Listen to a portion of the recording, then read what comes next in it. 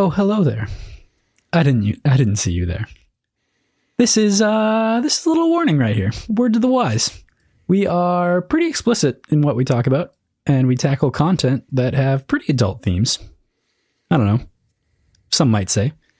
But we are certainly entering spoiler territory, if you haven't caught up with us, which this week would be through Chapter 12 of Iron Gold by Pierce Brown. Have a great day. I love you.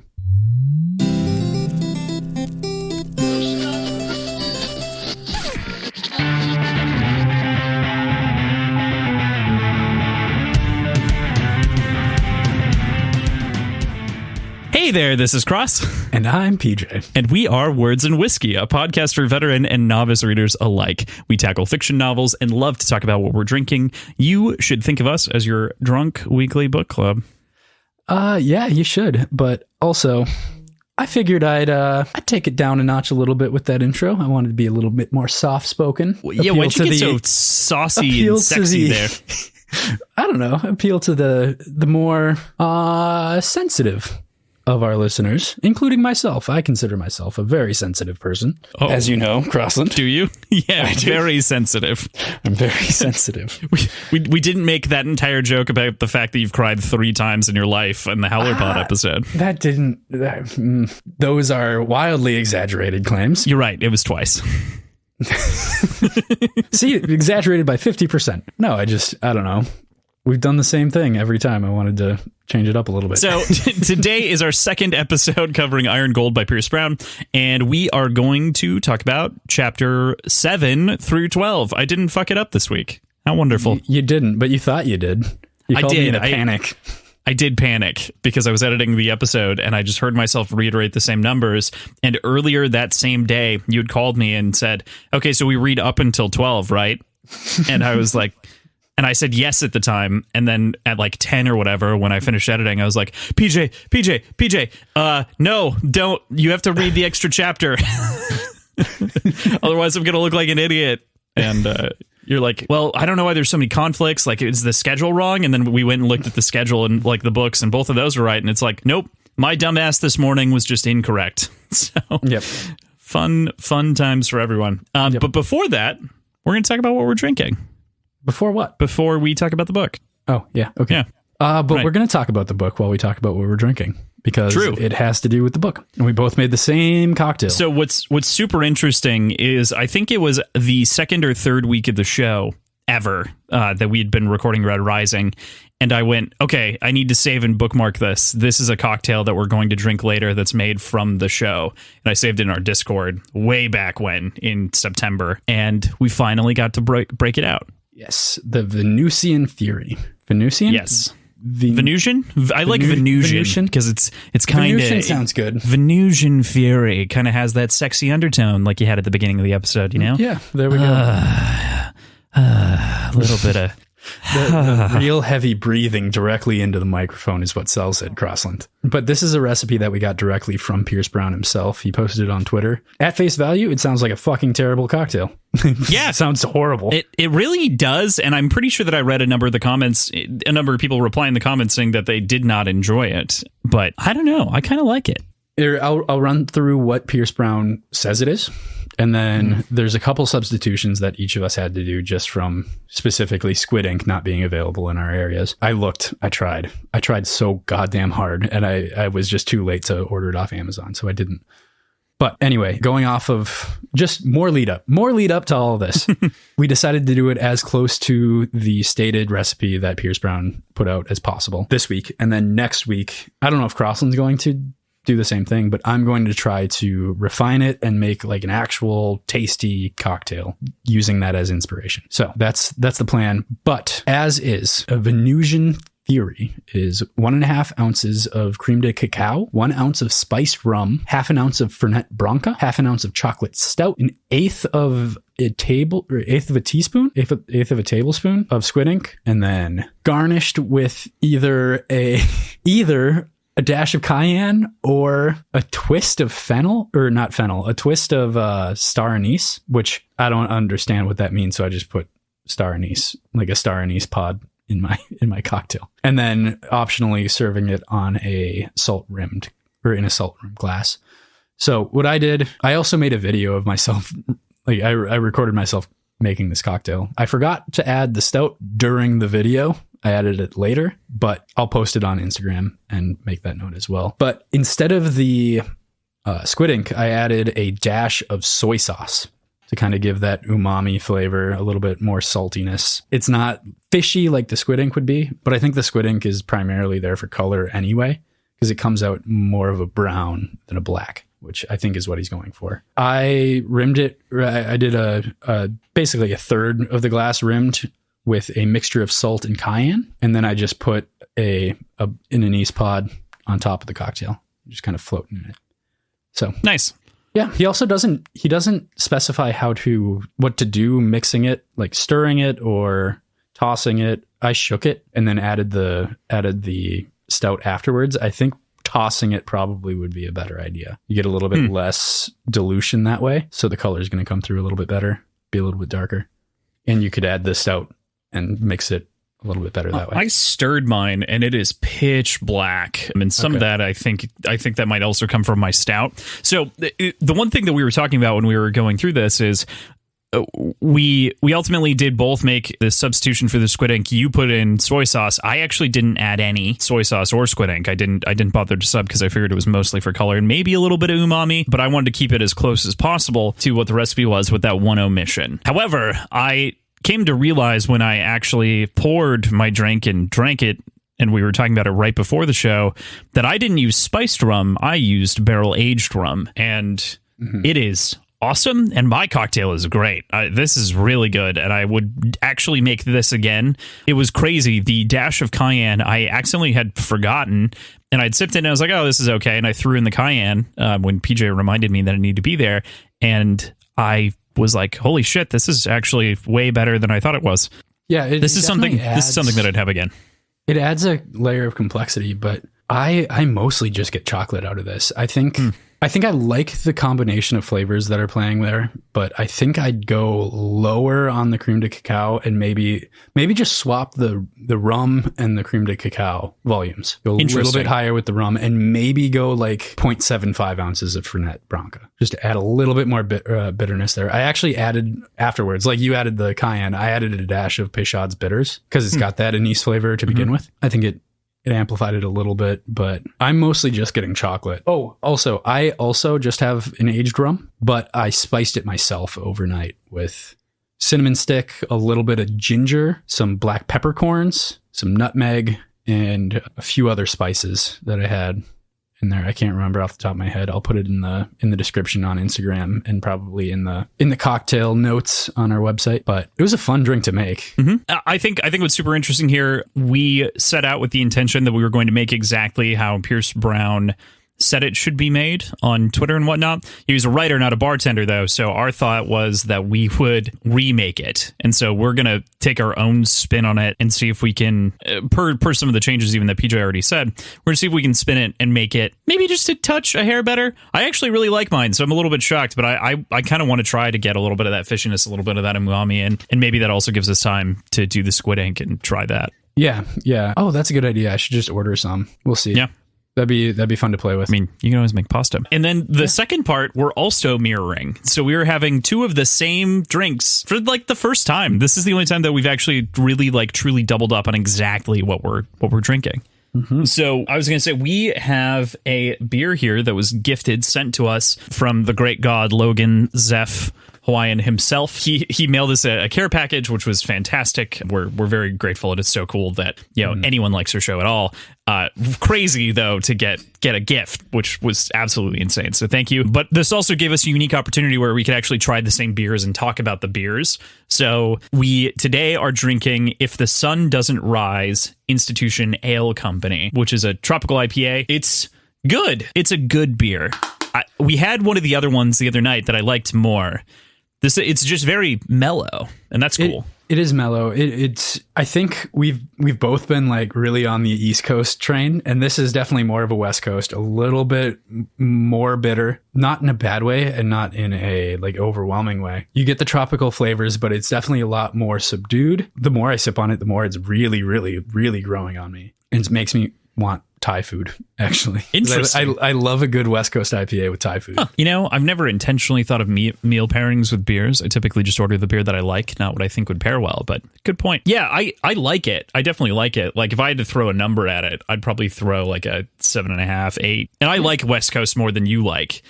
But no, that's not true. I like West Coast more than you like West Coast. I love West Coast. Oh, I love West Coast. Okay, so we're on the same page. It's Tim that doesn't like West Coast. It's Tim. Yeah. But I do like East Coast a little bit more. But I really like the bitter.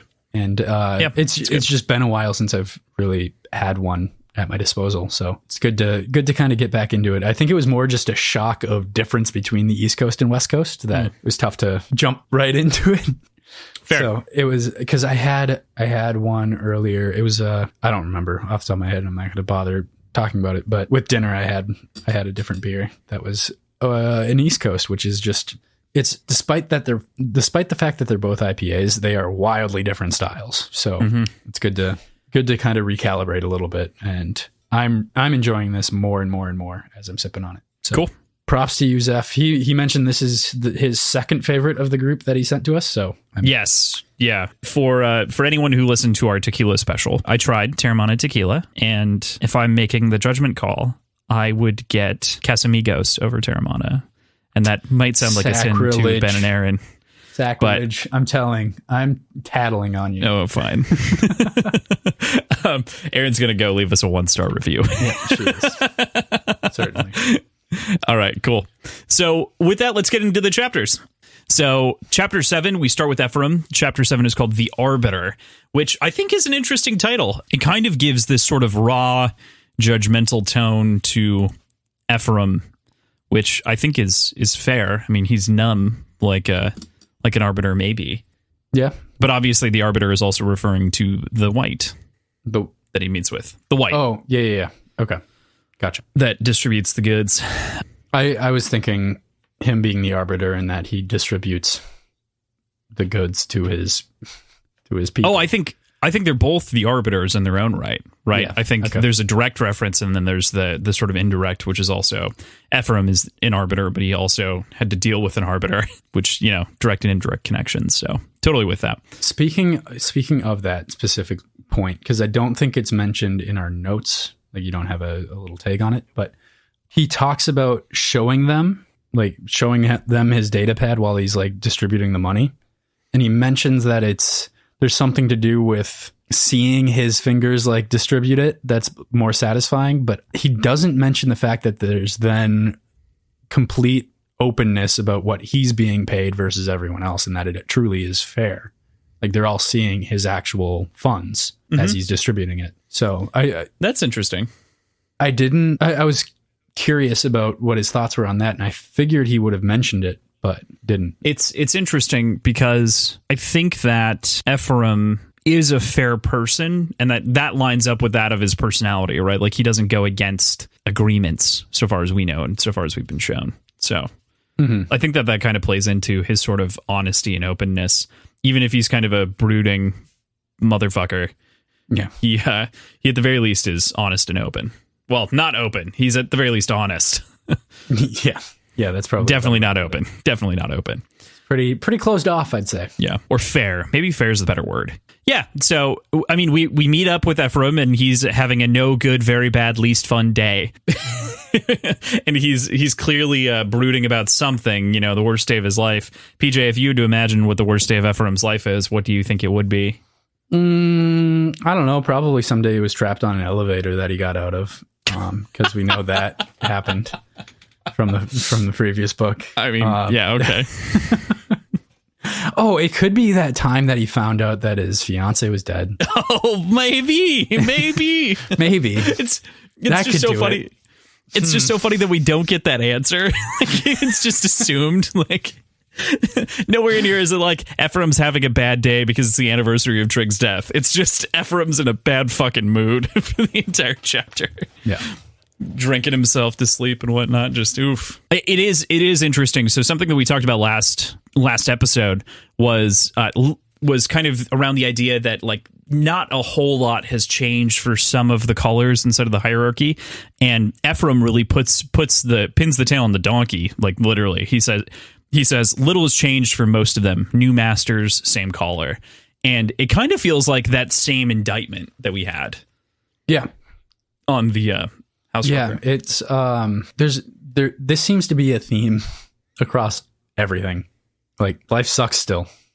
What happened? How did this happen? Fuck. Mm-hmm. Yeah, I mean, what do you think about that? I think it's inherently truthful to what's going to happen after a major revolution at that scale, without the foresight and without the planning to reinstate some sort of order to the chaos that is going to be wrought. There has to be some sort of hierarchy, and, well, I guess there doesn't have to be, but there are too many people in the society for all of them to be able to benefit from a liberation like this. Yeah, it's definitely difficult. And like you said, the biggest issue with the whole revolution is sort of the inability to get everyone at once. And you're never going to be able to purge out sort of the idea without generations of change, right? Like the colors are still going to exist, even if we say that they don't for a bit. And it might take a generation or two for that to really fix itself fully without fully at least a generation or two, if not more. Yeah. Right. It's going to take time to repair sort of the generational trauma. And I think the mirroring is very explicit. It honestly gives me reminds me of World War II and sort of the Nuremberg trials and things like that. If we use that as a comparison point for society, it's as though the Nazis really still were fighting even after they lost the war. Like, the little pockets were still putting up fights, and that's basically what we're seeing. Yeah, certainly. The other sort of reeling it back into to this canon, it brings me back. Nazis are canon. What do you mean? Yeah, you're right. Okay, I'm just gonna continue. But it brings me back to the sort of mantra of the Jackal towards the end, in that people can't prosper without sacrifice of others. And in this situation, a lot of these reds and a lot of these lower colors, despite the fact that they're the ones that the liberation was like fighting for, are the ones being sacrificed in the depth of it, you know? Yeah, I mean, just to talk to something that happens a little bit later, we find out that 200,000 obsidians died in the taking of Mercury, which is a huge blow to their species. We know that there were fewer than 200,000 on the pole of Mars. So what you're telling me is that, like, that they were able to rally in Morningstar, I should say. So basically what you're telling me is that you eliminated more than were on the poles of Mars, like more than the clans that we had in the last book. That's nuts. Man, I'd be pissed. Yeah. And I mean, there's just so much strife, and it's hard to say whether or not that was born out of the liberation or if it's always been there and it's just kind of showing its face and having a new person to blame for it.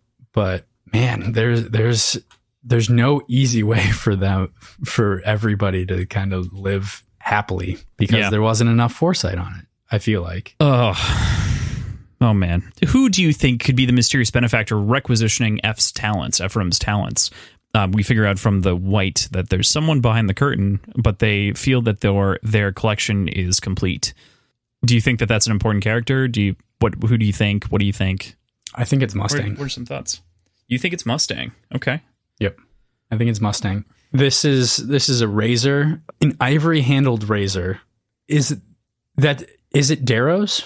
No, it's Selenius Auloon. Okay. So it's the original Conqueror. Gotcha. For some reason, I thought it was not. I thought they didn't share whose it was. They didn't immediately. It wasn't immediately shared. Then I just missed it. Yep, it's all good. It's all good. So, well, that kind of shoots my theory in the dick. I was thinking Mustang was just kind of slowly and anonymously collecting relics of her past and things that were important to her or the people she loved. But, never mind. I'm still going with Mustang. Nope. Still going with Mustang. Okay, cool. Interesting. So we get to the bar, which is a really interesting scene, of course. Ephraim really doesn't like hanging out in this kind of a bar. He gets kind of bummed about the whole thing. He's just having kind of a bummer of a day. He goes home after he gets the money and drinks, falls asleep, gets a text, wakes up, and goes to the bar that he's supposed to meet everyone at to give him the money for the heist. And that's where Volga orders the Venusian Fury and has one in front of her. And hey, that's what we're drinking today, as dark as Elenia Grimace herself. Mm-hmm. Yeah, mine is apparently less dark than yours, but it's still pretty dark. Mine is very dark, but yeah, it's interesting though. All of the various drinks and kind of the commentary on the bars themselves. Dano and Dano Syra, the green. I always forget. I think it's Syra. I don't know. Yeah, I think it's Syra and Volga are all like definitely having a good time. But when after distributing the money, like you made mention of, Volga like wants Ephraim to hang out, but Ephraim wants nothing to do with that. But it's interesting. I really the like outstretched hand of friendship to me just has this like, I wish Ephraim were nicer to Volga here. I don't know. Did you feel that? Like she kind of has this puppy dog-ish like feeling. Yeah, I felt that a little bit, but at the same time, he's going through some shit, man. Like this is a tough day for him, and it's tough to say that. Yeah, but it's been a decade, dude. Get over it. I'm just kidding. Yeah, you're right. But no, I mean it's actually been like 11 or 12 years. But clearly, this is something that hits him so fucking hard that he's acting out like this while he's been popping Zoladones all fucking day. Mm-hmm. Like he is completely numb to any sort of feelings, and he's still feeling this. Like he takes one like at the bar. Yes, he pops another one there. I really like the paragraph right before he goes to the bar, and this just came to me. It's such a great line. I've stretched past fraying and floating amidst that wretched digital sea, standing in front of the city that never sleeps, surrounded by a billion breathing breaths. I feel the dark creep of despair. I pour one last drink, willing the numbness to spread. Oh, man.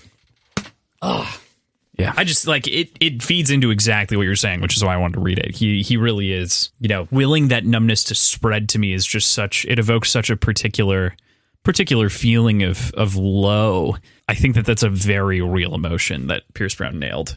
Certainly. So F is obviously hurting and basically shouts at Volga and then leaves, and that's where we leave Ephraim for the week. Any other thoughts on Ephraim or his chapter? I'm very quickly becoming invested in him. I like him. That's cool. Yeah. I really like Ephraim. I really like all of the additions of the POVs, but I've got a soft spot for Ephraim for sure. I think it's so interesting, and this is a little bit later in the notes, but I'll just jump ahead.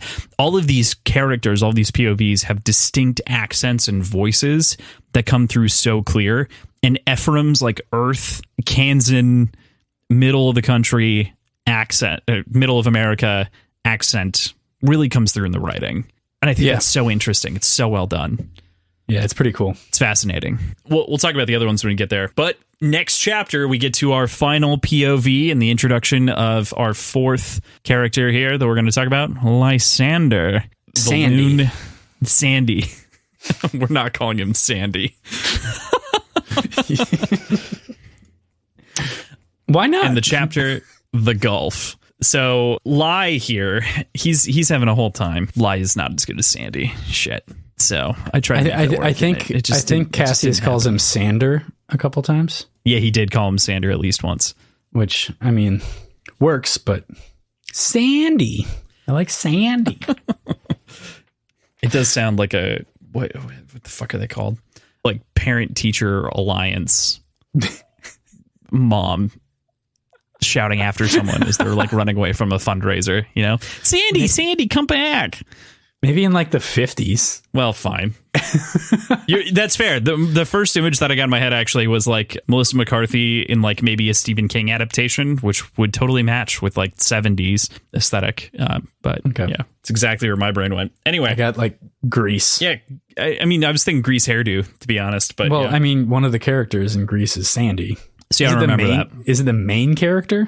I don't know. I think it might be like one of the main characters. His name's Sandy. I could not tell you shit about Grease.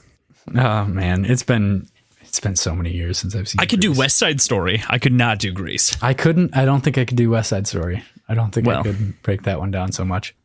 There weren't cool cars in West Side Story like there were in Grease. Not as many cool cars. Many cool cars. Lysander's really interesting. He is a very hopeful character throughout this section, even when like it gets really bleak. And even like his family motto, Lux in Tenebris, or Light from Darkness, enshrines him as like this beacon of hope of some kind. What kind of beacon, what feeling does Lysander evoke from you in like the way that he's portrayed?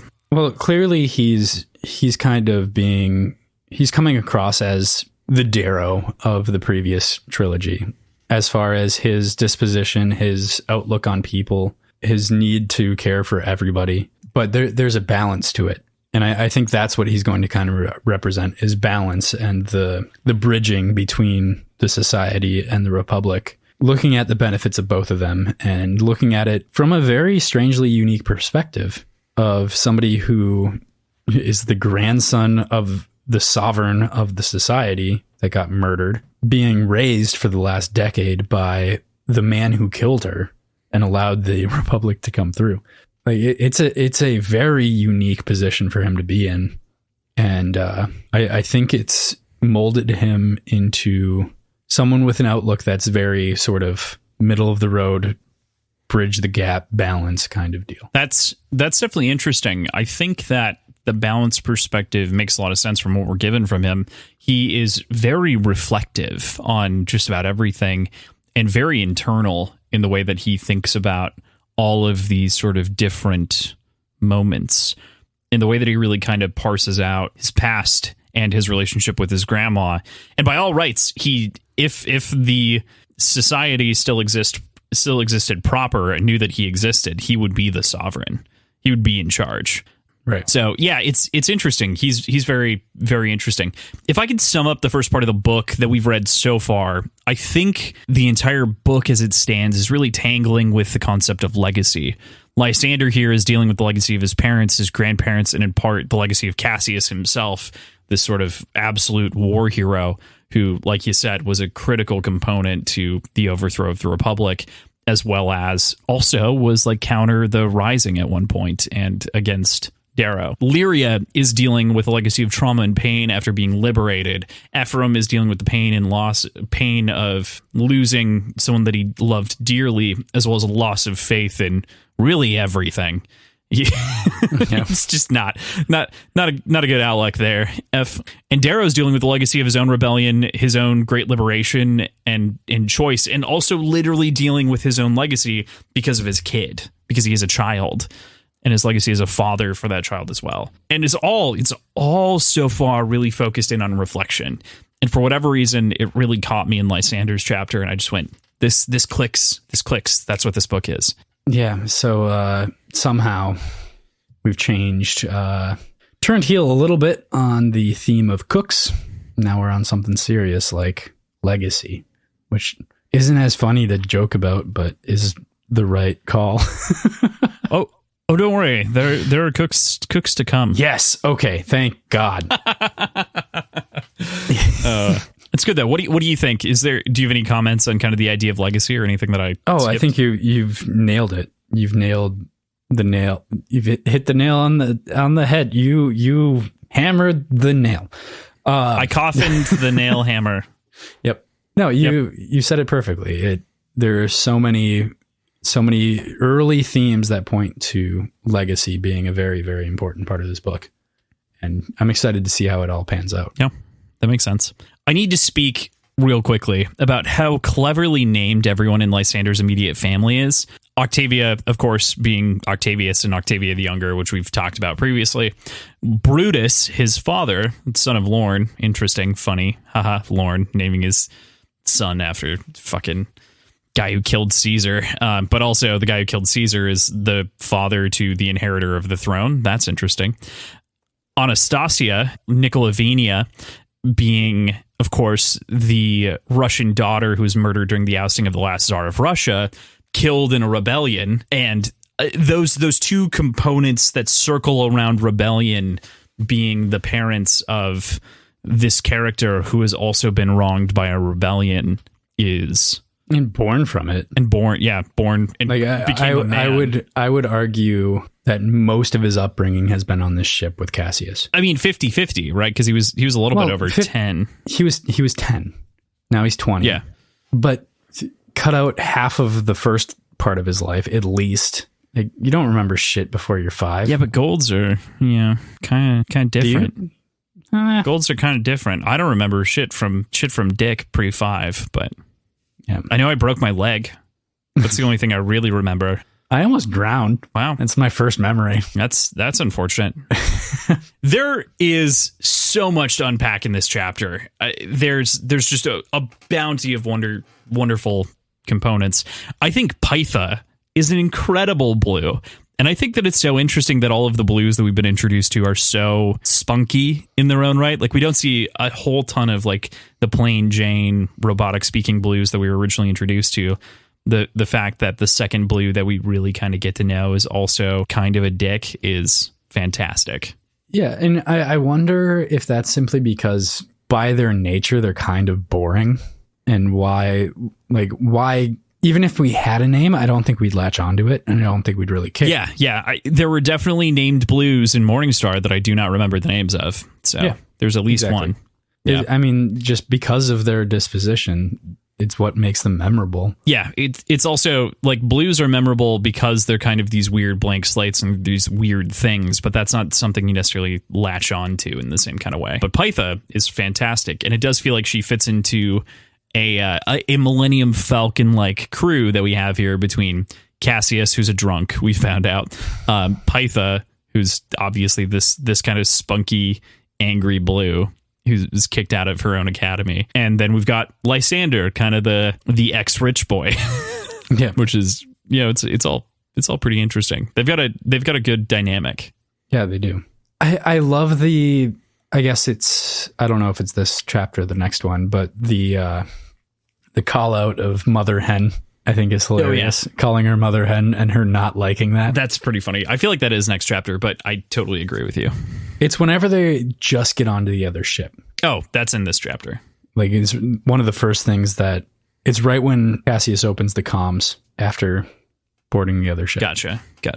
It's great. All three of them are fantastic here, and I think actually getting to see Cassius again in this sort of light in Iron Gold is very interesting and creates sort of a different portrait, because you're seeing him you're not seeing him from Darrow's eyes anymore, which is interesting. But at the same time, I feel like we got so little of him so far. Like, the only reason why it stands out as interesting is because we know him from before. But if you were coming into this being the first book in a new trilogy, you wouldn't pick up on anything from him. I think they make a point that he was an ex-knight, and like they give him back. But nobody knows what the knights are. Like, you don't know who the knights are with this. Like, there's so little that you'd actually, if you came into this with fresh eyes. This is just me kind of reiterating my point from last week about, like, this doesn't feel like a new trilogy. Like, it doesn't feel separate enough to be a standalone trilogy. I was going to say it's definitely a new trilogy, but but not standalone. Like, you still need, I think you need the first 3 books, and that's becoming more and more clear to me as I'm reading. Sure. I think you get a ton of context from the books, of course. They're very important. It's why we didn't start here. That's true. Just so I could bring you to Dark Age, I think you get enough context, but it's not perfect, and it just leaves you wanting more, like you said. I think I'd be because confused. he also is not trying to be he's not being overly verbose in a lot of these sections either. He's spending a lot more time in character and a lot less time directly in action, or like just strictly action that is violence. There's violence in this chapter, or in this section that we're reading a lot, but in the 100 pages, it feels a little bit slower, or at the very least, we're getting kind of more character moments, which is a good change, I think. Yeah, that's true. I also like kind of the entire perspective shift that we get here. Every time that we've been in space, for the most part so far, has been as a part of a massive fleet, and these giant fleets smashing against each other. But to get this like very low to the ground, single ship feel going up to another ship and kind of trying to help them out, the Archimedes and the Vindabonda it's great. I can't help but like really enjoy the sort of sci-fi elements that actually come out when it's not an armada and instead is kind of just a single vessel. Yeah. It's I like this. I like this more. It's more intimate and more. It's easier to understand what's going on with a single ship, because the fleet feels like each ship is its own unit, and you think of it as just kind of an organism as opposed to a vessel. Yeah, you got life inside of you actually, like, it kind of feels alive inside the Archimedes. There's even the moment where, like, I think Lysander mentioned something about like Cassius having tripped and like hit his head, and there's like a dent in the metal. And it's all those like tiny things that he talks about. This, like, specifically on the day that he found out about Darrow and Virginia's Mustang. wedding. Yeah, right. Yeah. That's what that dent's from. It was the wedding. But it because of those moments and those descriptions, it makes it feel so much more personal, which is cool. But it feels more than it feels like the Millennium Falcon. It feels like Firefly. It feels like Serenity. Yeah. Strangely, without a doubt, I totally agree. I think it's got kind of that like space piratey feel, and it's good. There are a number of examples, of course, but I definitely agree with you. I love that Pierce also kind of pokes fun at Alien on page 68, talking about the space worms, and like Lysander's looking out for space worms, and Pytha's like, you fucking moron, like, dude, there's nothing to eat. Like, how would they live? That doesn't make any fucking sense. And like, that's like, it feels like a very direct jab at Alien from Pierce, which is pretty great, pretty funny. Yeah, I loved it.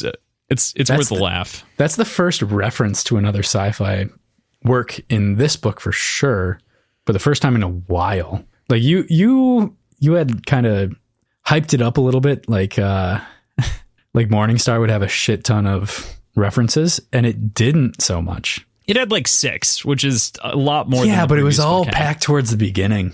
It was densely in the beginning. Yeah. So since the beginning of Morningstar, this is kind of the first sci-fi Easter egg, I'd say. Yeah. It's kind of the first jab. The sort of second jab is next, though, and that's kind of interesting. The little like internal monologue that Lysander has about the great philosopher Sagan is fantastic. And the reason that I say it's kind of a reference is because we haven't hit a point of enough separation from Carl Sagan to really call him any kind of philosopher or anything like that. Yeah, I mean, some people certainly do, but he isn't revered in the same way that like Aristotle might be, or the writings of Aristotle. At least not revered as a philosopher. And I think that's the specifically cool way to think about this, in that we think of him as an astronomer and a scientist, but he's postulating ideas about space. And when space has been explored and they know what's up, whether or not he was right or wrong, he was a high profile thinker in the field. Mm-hmm. Oh, good call. Which makes him by all means a philosopher.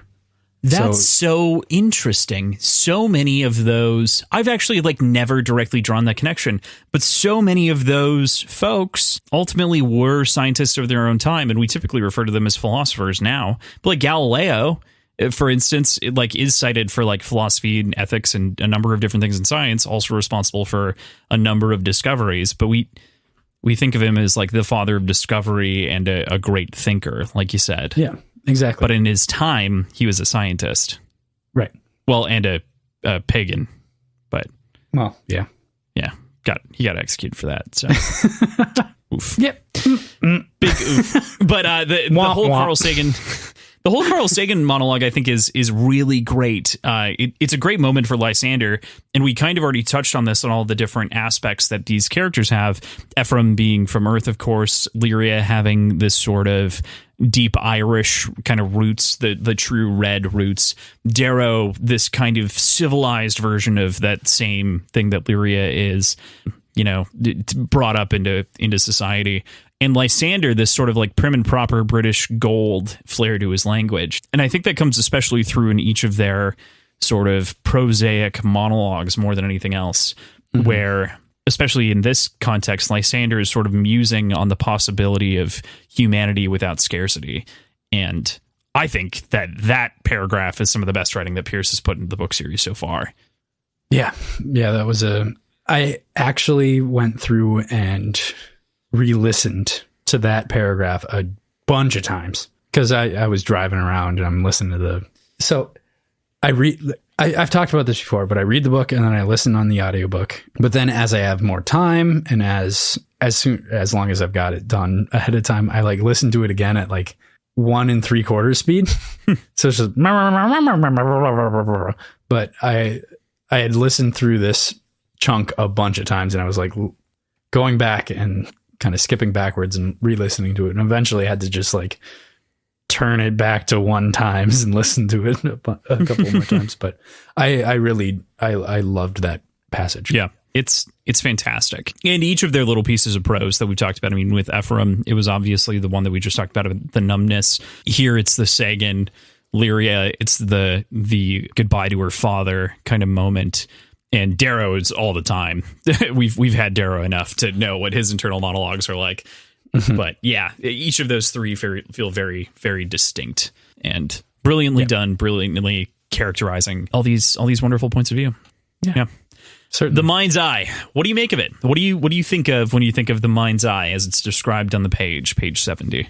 So because it was described earlier with Ephraim, what I had in my mind of what it was the sort of digital monocle that the White had and was examining the razor with. I figured it would make sense.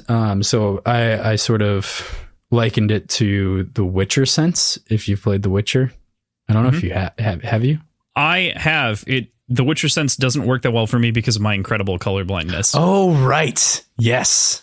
Yeah. You can't tell. However, on the Switch, the graphics are low enough where they actually created a different polygon for it, and I can play it. Interesting. Really crazy. I bought it, and I am like halfway through, but I cannot play it in high graphic quality or HD. Because you can't tell I can't fucking see it. Yep. But I imagine looking through the mind's eye to be something like that, of kind of focusing on movement and tracks and things like that. Brain. Oh, the movement tracking with the mind's eye, and I was trying to connect where you were connecting the line from it being an attachment to there, but that makes sense. I get it. Like now. Looking through it allows you to see, I don't know, glean things from what's in the area in a more visual way. Yeah. It's really interesting. I like the comparison of Toph Beifong's abilities from Avatar: The Last Airbender, where she's blind and she like slams the ground and the metal and all the sound reverberates and she feels it back. Or Daredevil, who's also my favorite superhero, who, constantly is kind of dealing and using sounds to sort things out. It gives me very similar kind of feelings of that filter over everything. It's which is also the Witcher sense. Echolocation. So does that make Daredevil Batman? Daredevil is, for all intents and purposes, truly Batman. Yes, he is better Batman in every way. I think he's batter man. Batter. More batter. The use of the mind's eye, though, that we get on the Vindabona for the first time, and we also get introduced to another term after we notice all of the gore and blood all over the walls and this sort of astonishing scene. We find out that the Oskamani are there, and what a terrifying name for exiled pirate obsidians. Literally the Ashmen. And you mentioned this earlier, but to me, the Eskamani call out and all of sort of the gore and the bloody details that we got reminded me directly of the Reavers from Firefly. Just like how hardcore they were. The bodies on the outside of their ship, that was the thing that did it for me. I was like, oh shit, I remember the Reavers. I was terrified. Yep. Yeah. God, now I want to watch Firefly again. Yeah, it's only 10 episodes, so it's pretty easy to do. 10 episodes and a movie. Okay, 12 episodes then, if you want to count the time. Yeah. But yeah, Oskamani, a terrifying name. Yeah. And them themselves, pretty scary. Just brutal. Obviously white hair, much like, is every obsidian white-haired? Or is it just the ones that we've met? I think it's just the ones that we met, because I'm pretty sure I remember a black-haired obsidian somewhere, but could have been dyed. Yeah, fair enough. But just long, stringy, white hair, Did it say braids? I imagined braids. Yeah, I also imagined braids. I don't remember if it said braids. Okay. I'm sure it did then if both of us imagined braids. I think there's something that sticks with Ragnar and sort of braids and Steffi and braids. Oh, good point. Like okay. just kind of the whole culture. Clearly braids are a thing. But it's, I don't know. Yeah. I'm with it though. I understand. You're with it. I'm with it. I'm hip to it, So I really like the moment that Lysander has as well, where he says, in this war, it's just a quick one-off line between him and Cassius. They're kind of chatting about, could this be Darrow's men before they come to the conclusion that it's the Ascomanni? Lysander's like, it could be Darrow. And Cassius is like, no, it couldn't. Darrow wouldn't do this just to civilians. Fucking Lysander coldly says, in this war, 2/3 of the dead are civilians. And that's kind of crazy. That's a lot of people. That's a lot of people. And given it's not all Darrow, that's the thing that Cassius fires back, is that some of that's first off, Lysander says like the sacking of Sephi on Luna, which clearly something happened with the Obsidians on Luna post Morningstar that we don't know about fully. Yep. And then on top of that, also, we do know about the Ash Lord burning a city on Mars and killing all of the folks. Yeah. So it doesn't. Where is that? Where it mentions his grandfather. It mentions his grandfather orbitally nuking something. Can't remember what it was. And I assume that was the Ash Lord. But it's kind of interesting that he was referred to as his grandfather. Godfather, not grandfather. Does it say Godfather? It does say Godfather. Yep. Interesting. Which makes sense to me. That makes more sense. You had originally called me and said grandfather, and I'm like, well, it kind of speaks to a relationship with, the Furies in general and the family and how close those two families were, which also speaks to like Aja's loyalty, of course, with Octavia. Mm-hmm. Godfather also speaks to the loyalty, closeness, etc. So, well, yeah, certainly, yeah, in pretty much the exact same ways. So, yep, So the Ash Lord is simultaneously the Ash Lord and the Godfather. That's good. You come to me on the day of the burning of Rhea into my ship and ask me for a favor? I'll nuke your fucking moon. Anyway. Fun. But burns New Thebes, and we just find out that so many of these casualties are civilians that the bombs in the very beginning of the prelude are kind of recontextualized as well a little bit, where it's like there has been such mass casualty of civilians on both sides that you can also see Darrow. I mean, he gets accused of it in his next chapter, but you can kind of see that writing on the wall to some degree, where Darrow is definitely partaking in some violence, like extreme violence. Certainly, I'm curious if the deaths by nuking by the Jackal, and I guess by Lilith technically, if those count as casualties of this war. And I'm sure it's all the same war. What percentage that makes up? 10 casualties. Each nuke killed not 10 casualties. Each nuke, there were 14 nukes that went off. Each nuke killed 4 million people, estimated. So you can get your number. 56 million. That's and we've probably a big chunk. We've got a number though on Darrow's soldiers dying too, though, right? Didn't it cost 1 million lives for it was a million lives for the Iron Rain. Yeah, for claiming Mercury. That, which, I mean, put Darrow into context, showed his math skills and proved that 34 or 36 or whatever it was is a larger number than 1 million. So that's the intelligence of the man that we're dealing with. The proximity of those 34 deaths being really important to him. Yeah, fair point. He said it. He said the number felt bigger. I think that's a true testament to his intelligence. And oh my God. You're fired. So to wrap up this chapter, Lysander and Cassius run into a number of people that are hiding underneath bodies of their fellow compatriots or have been left beneath bodies to die under the weight. Or they're then freed, and Cassius runs off with them to bring him back to the ship to save all of these folks and take them away to somewhere better. But they also tell a story of a gold woman, and this gold woman was definitely helping, trying to fight back.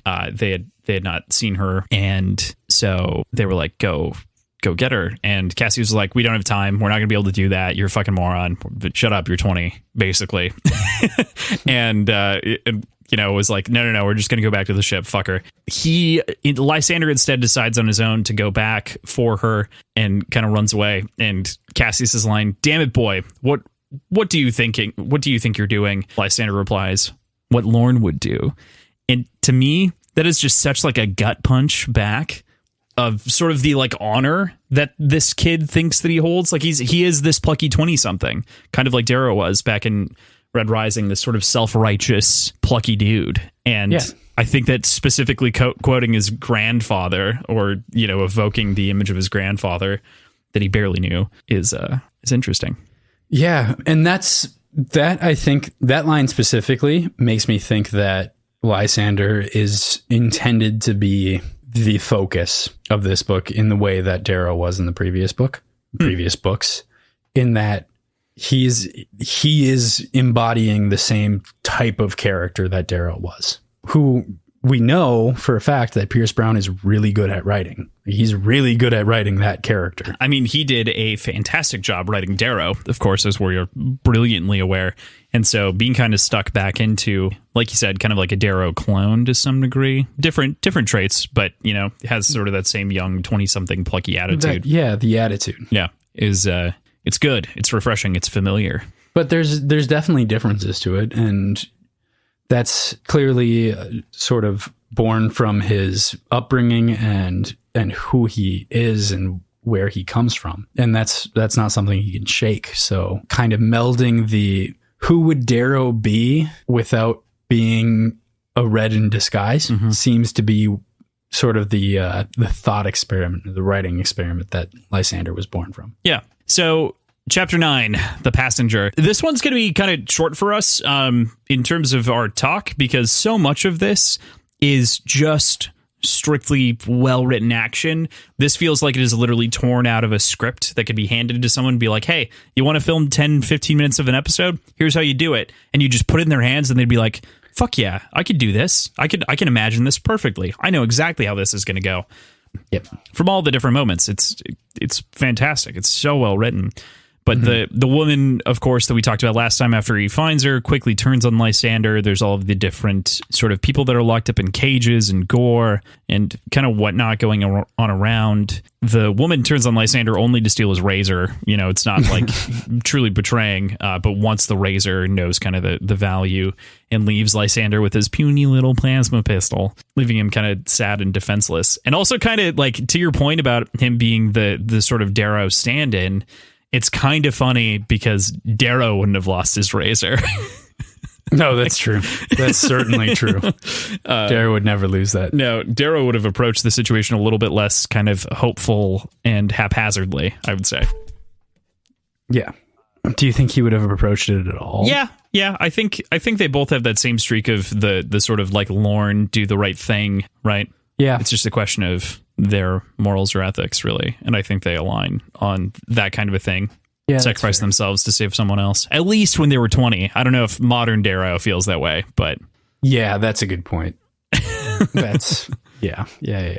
I love it as well in this section that we get so much of the description of the gear here and the weapons themselves. The pulse rifle firing bolts past as long as his forearm. These like long metal...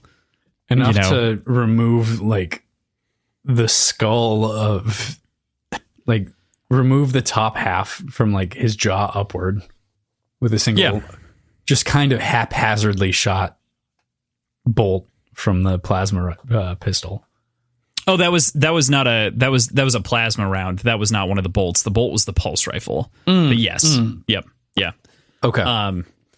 Yeah, that one isn't so much a bolt, but yes, the plasma rifle is really interesting because it does have kind of that close wide and it blasts that dude's fucking head off.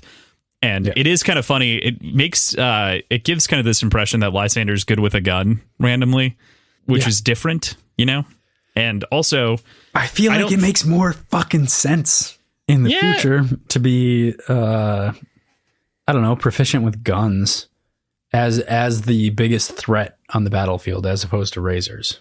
Like I know razors have these crazy properties that make them really, really interesting in battle, but I still feel like it's tough to bring a knife to a gunfight, man.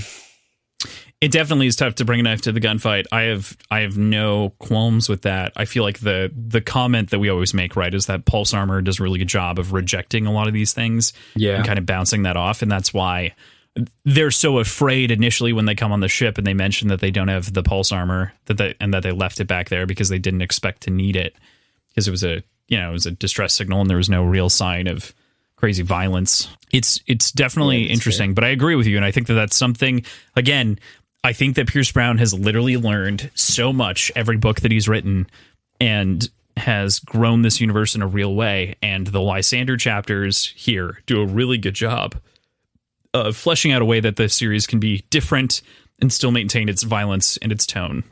Yeah, certainly. And then after, of course, at the end here, they do make it off the ship after a number of violent exchanges that happen with some of the Ascomani to find Lysander with the passed out girl who's just stimmed to all fuck. 3 stim shots, like that was nuts. That was like more, just like begging for it. That was weird, but kind of funny. Mm-hmm. And Lysander peels away the red flesh and does find a peerless scar on this woman's face, and she isn't who she claims.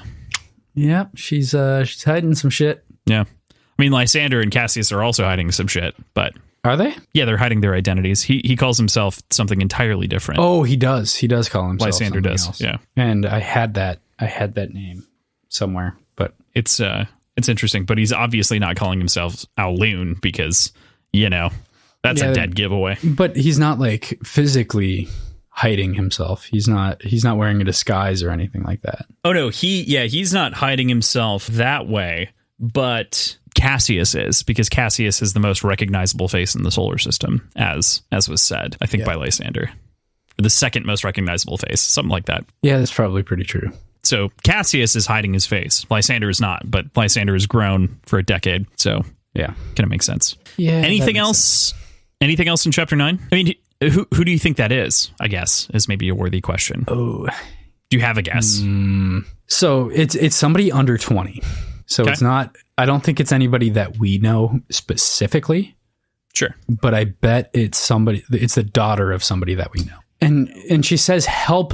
She says help at asteroid S1988, and she's not clear about we need to go help them or there is help for us there. Good call. That's a really good call. Anything else on chapter 9? Anything else you want to talk about? No, that should be good. So next up, we've got chapter 10, which is from Darrow's perspective, Liberty Eternal. But before we jump into that chapter, I just have to mention here, I opened a second of the Zeph beers here, one that PJ and I actually don't have identical copies of, and it's the Bacon and Eggs Pizza Port Brewing Company Imperial Coffee Porter, and this is fucking delicious. This is distinctly my shit. This is like a 9.5 out of 10. I took a sip of this, and I literally, like, off air when we were taking our little break here, I, like, squealed in joy and was like, I'm going to talk about this. Yeah. I have to. This is delicious. Usually when we take breaks, we just we take them at the chapter markers once in a while, but we just kind of jump right into introducing that chapter and try to seamlessly do it. And Crossland just stepped on that one. He's like, nope, I'm talking about this right as we. Yeah, I stepped on the secret sauce of the show a little bit, but that's okay for this single revelation of glorious beer. Yep. Wow.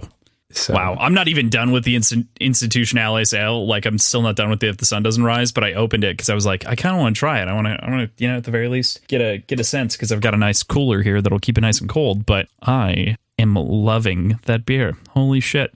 Okay. Moving on to the chapter 10, Liberty Eternal. What do you make of Publius Q. Caraval? He was an interesting character. He was kind of a fun. He's still alive. We're talking about it like he's dead already. Okay. He is an interesting character, and I'm excited to see where his arc goes, because he seems to be set up as almost the I don't want to call him a straight man, but he's kind of the, I don't know if it's right to compare him to Varys in Game of Thrones. Sure. Which I think Varys sees himself as the man of the people who doesn't have ulterior motives, but I don't know if that's actually true. This seems like the kind of guy who's actually in it for the right reasons, and even has the nickname the Incorruptible because of his traits, his nature. He doesn't seem to care so much about his own internal desires, or his internal desire is a fair society. One of the two. Yeah, that's a really good point. I think that Publius, for exactly the reasons you said, he kind of comes off as this like honorific guy. I kind of imagine him like the political version of Hercules from the movie, you know? Kind of like he can't do any wrong, and he has like this really valid place, but especially given his two speeches that happen around Darrow inside of these chapters, the first being very much like, we're on the side of Darrow, and we cheer, we coppers, we cheer him on for all that he's doing and all of the good and the conquering and the savings, and yes, all of the people that died, fuck them, initially is kind of his sort of take. But he's also he's swayed by the speech when he internalizes it, and he thinks about what Dancer's saying, and he comes out on the other side, and he's like, yes, while we do have Mercury now, it is a little fucked. And we did, yep, what Dancer said is correct and fucked. So maybe you shouldn't be in charge. Yeah, I mean, so this is a fair point. And I think that just kind of speaks to the sort of character, which is also something that I feel like Hercules would do, is he'd sit in the middle and he'd listen. And he'd be like, okay, do I listen to the Danny DeVito goat man, or do I listen to Meg, the human woman that I'm attracted to? It's always Danny DeVito. It's the Danny DeVito goat man. No, but just Danny DeVito in general. If he's involved in a single character, like, he is infallible and exactly what I'm going to listen to. So anyway, moving on. It's such a minor thing here, but Mustang removing the cushions from the Morning Throne is actually such a big deal. Yeah, it shows. I don't think it's a minor thing at all. I think it's a very intentional statement. Without a doubt, I just think that it's a very intentional statement. It matches Mustang's kind of personality. I think the bits that I'm talking about specifically is it's so easy to gloss over in terms of the page as a whole. It's a minor detail that takes up 2 lines. I think it very much paints a picture of her position, her thought on the position, and sort of her setting the standard for sovereigns to come, being in kind of the metaphorical uncomfortable position that she is constantly in or put in, and sort of the difficulty therein. Yeah, it's great. I mean, it also ensures that she's always in a mindset of discomfort when she's making judgments and when she's making decisions. She's not in a literally cushy place for herself. Mm-hmm. Yeah, she's not leaning back comfortably into the chair, leaning away and like listening to only the people she wants to listen to or paying attention when she needs to. She's constantly at attention, uncomfortable, prodded by where she's sitting, which makes for good decision making, I think, in the position that she's in. If not good decision making, at the very least, good outside positioning. She is not taking the role lightly. Right. Yep. Good optics too. What's the current meme? The current meme is they know the part. She knows the assignment. It's they know the assignment is the current meme with the kids in terms of like actors and acting. Yeah, right. Here I am, but basically pointing to people and being like, this person got the assignment when they were playing that role, when like someone just did a good job acting. It's silly. So many memes are just. I can't even imagine what that meme would be. Like I can't visualize it. Okay, so imagine a picture of Michael B. Jordan, right? Okay. And then you might have a collage of 4 different roles he's been in. And what the meme says is Michael B. Jordan gets the assignment. And that's all the meme says. But then you've got the 4 different images that show him in 4 different roles that he did really well in. So it's like, okay, he's a good actor in those moments, or he's a good character. That's fucking dumb. I don't like It's it. a stupid meme, but it's a like meme it. nonetheless. I won't stand for it. I hereby condemn that meme. Not having ever seen it. I think what we're gonna do is we're gonna make a Mustang gets the assignment meme and have it just be a chair with it that's like really uncomfortable to sit in. Anyway, so I think it's really cool that there's also this whole mural on the top of the ceiling, and it depicts the critical moment in the Rising, which was, of course, Darrow's speech on Phobos, in which everyone rose up and kind of made that sort of change the momentum. But I cannot help but mention justice for Phobos, the tiny moon. Tiny moon. Teeny tiny moon. Teeny tiny moon. Yeah. I mentioned the mural only as a vehicle to insert my own joke on Phobos being a tiny fucking moon. It's so small. It's so small that it shouldn't be considered a moon. It's so small. It's like right at the threshold, right at the threshold of what can be considered a planetary body. Even like Ganymede is fairly small. Like it's bigger than our moon, which is way bigger than Phobos, but it's not that big. It's like 3/4 of Earth size. Darrow, though, post that gives an impassioned presentation that we expect from Darrow, lauded by 50% of the room, thunderously applauding his actions of liberation and glory on Mercury, like you would expect. It's very... I've come to not trust the applause of the room. They seem to really just care about how impassioned you are. It's so funny because I think that it speaks to the line, the mob is fickle. And the mob is very fickle here, even in the Senate. Yeah. Even in the Senate. Ugh. You want to say that they're making the correct moral choice by stripping Darrow potentially. And to some degree, I think I agree with it. As much as I love Darrow as a character, it does feel like he definitely overstepped. And oh God, he killed 1 million of their own people.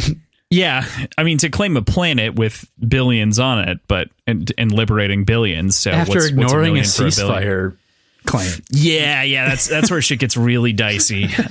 But before we get there, I want to talk about kind of how interesting it is that these speeches have gone from being so important to us as an audience to now, for Darrow, they're no longer the same sort of motivational points as much as they are theater for everyone else.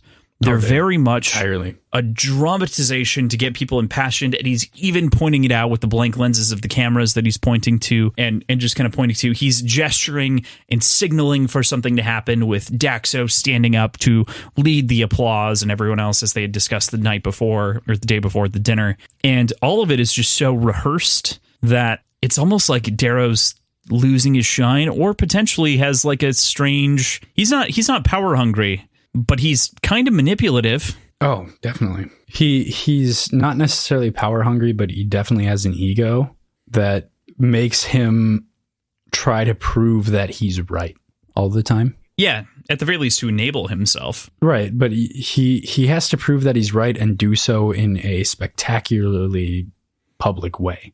Grandiose fashion. Yeah. Yep, exactly. Because he's always seeking to win the hearts of the people. It reminds me of the Peruvian dictator married to Ava. Why can't I remember his name? Perón? I feel like it's Perón. The name of the dude. Don't cry for me, Argentina. Do, do, do, do, do, do. I'm sure you've heard that at some point in your life. I didn't. Juan Domingo Perón is who I was thinking of. But... very much sort of the will of the people and kind of has this sort of attitude of power. And actually in these moments, I would directly compare Mustang and Darrow to Ava and Domingo. They have, it is both theater to them, as well as it is them believing that they are the only ones who understand. Well, not so much Mustang, but more Darrow being the only one who thinks that he understands exactly what needs to be done to make this happen, to make the war end. Yeah. We've talked about it. Darrow's really not a tactician, right? Like he flexes those muscles every once in a while, but he seems to have leaned into it more now. Yes. And seems to have an ego about him as far as how great of a tactician he is, to know that he can win this war And it just seems so reckless. It's so tough. It is so tough because there's a part of me that agrees with Darrow's position on a lot of these things. Entirely. And I do too. But the fact that he won only makes this a more difficult conversation. But it doesn't change the laws that he broke and I guess not necessarily laws, but the direct orders that he disregarded. Like, yes, he won. The Iron Rain worked, but he didn't have an approval to sacrifice 1 million fucking lives to take a planet. Yeah, I can't imagine a way to argue that he was in the right for making the Mercury decision. Yeah. I feel like I can very easily make an argument, so that's interesting. I feel without hindsight, without knowing that he won. Oh, I still think he made the right decision. Even without the hindsight. The reason that I say that is because I believe that his judgment call on these people showing up to his ship and him turning them away for the ceasefire, he's only been betrayed by these people. I agree with you on that, but they voted on whether or not they should take Mercury, and they voted no. This is what he fought for. This new system of government is what he fought for and what they were trying to instill from the beginning, and he is completely disregarding it. True. Yeah. No, that is also a very good point within and it's the series. Point that Dancer's making. Yes, which is that you fought for this thing and maybe now you just need to let it exist. What's really interesting is if you look at this, we're so jumping ahead. These two chapters kind of blend together a little bit. So I think of them as only one fair chapter. to it's only fair to talk about kind of the whole thing. But ultimately, what Darrow isn't seeing inside of what's happening, he isn't seeing that he's actually being given an opportunity to spend time with his family. Like, what he didn't do is he didn't go, oh, I no longer have the burden of leadership. I no longer have to take care of the war. Instead, he freaked out and reacted and was like, we have to do something so that I can still ensure victory. While simultaneously complaining about not having enough time with his kid. Yeah, right. He's putting himself in that position. He literally cannot see. He cannot see that he is in his own way here. Yeah. Which is also good because you don't want a protagonist to be totally so aware and not problematic and have no problems. But like also, it's so interesting to me because he totally could have fixed at the very least his family issue and the thing that like literally the fantasy that we addressed last week. He could have that fantasy. He is given permission to have that fantasy. He's also being tried for war crimes, but he's given permission to have that fantasy. Man, yep, it's tough. So I think we'll just move into kind of the next part of the conversation here. Publius's speech about the invisible levels of the ancient evil really hits the thematic core of this entire series on its head, which is that this is obviously an allegory for classism, slavery, and things of that, and sort of what the systems impart on the people that are involved in the processes who aren't direct slaves. And that's specifically what kind of they're getting to with Publius in particular and kind of his character and reflecting and all of the other people that are parts of the system, but they don't realize exactly what they're supporting. There's a sociological theory floating around that I cannot recall the name of, and I did my best to research. I've totally read about it before, but basically saying something along the lines of, as a group, we have trouble identifying when we're on the wrong side of something because so many of us agree. So like groupthink just locks in confirmation bias. It's not confirmation bias because it has more to do with ethics and morality. So basically you don't realize, this is the example that I know is provided within the ethical sampling that I'm talking about, but you don't realize that you are a Nazi until the war crimes are presented to you. And you're like, oh shit, I'm a Nazi. And even then you have a hard time distinguishing the factors. You have a hard time breaking that, which is where I landed on, it's like a twisted Kantianism. Kant, of course, being a big father inside of philosophy, moral relativism, wherein acting morally right with a case of duty is what pushes you forward. That's kind of his whole thing. So basically what I'm saying is your perception of good is warped. And so that's where I'm pulling Kant into the equation. But so, okay, that's a good call. it can be tough to realize that you're a part of a system that is oppressing other people and coming to that fact. And that's what's so fascinating to me about Publius's little monologue that he has here, is he basically comes out and says, we were trapped. I was trapped. I was knowingly working for very evil people because I had accepted the morality of those evil people. Mm-hmm. And that is so interesting from a concept level. And I think it really nails that one paragraph nails sort of the moral and ethical dilemma that is rampant throughout the series. If at worst, just kind of the backdrop or the setting of the entire series. You just pulled it to the forefront in that one speech. Yeah. So good. It's a cool dynamic. It's a cool dynamic to explore in fiction like this. Isn't it wild? With political fiction like this. It's super cool. Isn't it? I have a really, this book is not as well liked as some of the other books inside of the series, but especially in this slow breakdown that we're doing, I am coming to love this book because it is so granular and it's deep and it's real and it is so different than Morningstar, which or even Red Rising. Golden Sun is on its own little pedestal in the distance, but Iron Gold is something fucking else. He created inside of this scene. He created an action scene that is all dialogue. Yeah. It's all dialogue. It's so good. I'm like, 107 pages in, something like that. Yeah. Whatever it is. I think it's 107.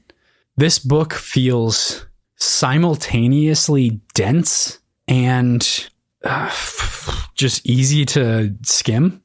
I have this strange outlook on these book series because of the way that I have read them from the beginning, in that it's been for this show and it's been granular, like you mentioned, and really tackling and digging into small sections over the course of a week.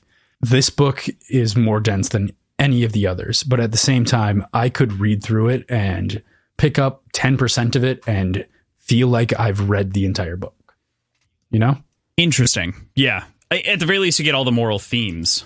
There's so much that could be missed that don't necessarily, the main driving plot of the book doesn't seem to hinge on them, but it's just a vast network of interconnected like lines of depth that are there if you're paying enough attention to them. He weaves it like a fucking genius in this novel. That's all that I want to say is, like, even just we're only 100 pages in, but boy, am I still so psyched for what's to come, and I'm very excited. I hope that you're along for this ride. But you loving this political intrigue stuff is so good to me, because there is this kind of danger between some people like really don't like Lyria, and I think that's partially because of the audiobook narrator, and some people also really don't like the kind of slow nature of the political intrigue stuff.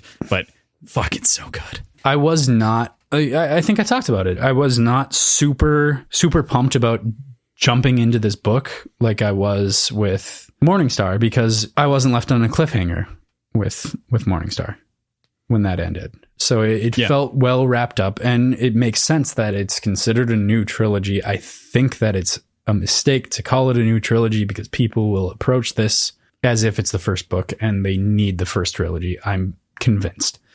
But I think this might become my favorite book in the series. Okay. So far, I'm really, exciting. Really enjoying the way that this, specifically the Darrow sections, are so interesting to me with this political intrigue stuff. It's a very different shift on Darrow's perspective. So wild. Mm-hmm. So glad we get to talk about this. So we've talked a little bit about Dancer, but I think the number one point of talk here is that Dancer is just a fucking asshole to Darrow, throwing Persephone's song / Eo of Lycos, of course, both in his face. Darrow reacts with rage in the moment. But all of these speeches that Dancer gives just strictly gives me Palpatine prequel vibes.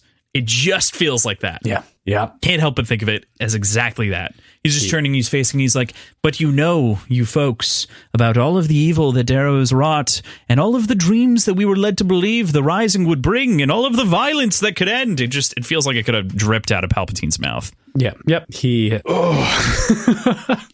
I don't know what to say there. I'm with you. How do you feel about Dancer kind of making these changes, these decisions? Oh, it's so interesting. Oh man, I love it. I fucking hate him, but I love it. It's so interesting because Dancer was such like a positive character and positive remark in the original trilogy, but here, dude's just gnarly. But I mean, also, like, he seems so soft-spoken and so caring and loving, and he seems innocent almost in the first trilogy. But remember, he's also like one of the main leaders of a rebellion group planning to topple a galactic society. Like, there's some cunning there that he'd have to possess. So seeing that come out is really cool. The question that I want you to ponder here is whether or not you think Darrow made the right call to not tell the governing body about the peace treaty. Well, how do you feel about that? We talked about it a little bit earlier, but if you were to give a definitive line in the stand statement, what would you say? I think it is entirely the wrong decision by Darrow to keep that secret, because it can only be used against him. If it ever comes to light that it was offered, it only comes. It does, clearly. It does now. But if it ever comes to light, his credibility is gone. His decision making is in question.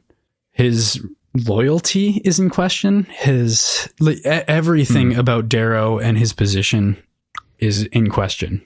I think he should have some autonomy and some freedom to make choices and make judgment calls when at war, but I don't think it should be kept from the rest of the council. Totally fair. It's so hard to think about a lot of these things, because I think that Darrow made a good decision in regards to what he read the peace offering as, which is really just piecemeal attempt to recover before an additional attack or onslaught, because the goals have just proven to do that over time.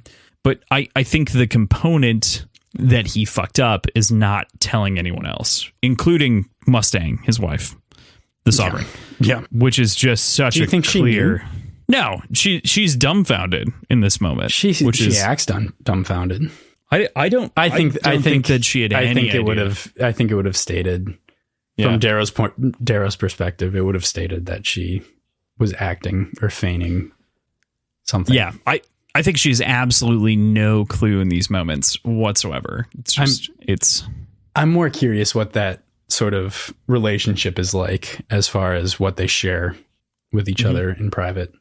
I feel like they share a lot, but this feels like one of those things. He hasn't been home for more than 3 days. He hasn't been able to really communicate because he was obviously on the campaign on Mercury for roughly at least 6 months based on our knowledge from the prologue to the first words of the book. So we just kind of have an understanding of that time gap. So I doubt that he was communicating that actively with Mustang outside of letters home. Right. Kind of a thing. So yeah, I have a tough time.